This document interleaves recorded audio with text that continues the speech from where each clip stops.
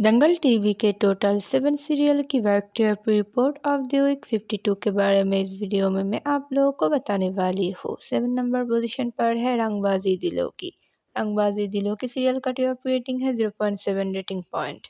6 number position पर है बड़े घर की छोटी बहू। बड़े घर की छोटी बहू सीरियल का टीआरपी रेटिंग है 0.7 रेटिंग पॉइंट।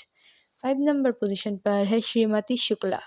श्रीमती शुक्ला का टीआरपी रेटिंग है 0.8 रेटिंग पॉइंट। 4 नंबर पोजीशन पर है प्रति ब्रह्मचारी। प्रति ब्रह्मचारी का टीआरपी रेटिंग है 0.8 rating point. 3rd number position पर है रिमझिम। रिमझिम सीरियल का टीआरपी रेटिंग है 0.9 rating point. 2nd number position पर है मन अति सुंदर। मन अति सुंदर का टीआरपी रेटिंग है 1.2 रेटिंग पॉइंट। और 1st नंबर पोजीशन पर है मन सुंदर। मन सुंदर सीरियल का टीआरपी रेटिंग है 1.3 रेटिंग पॉइंट।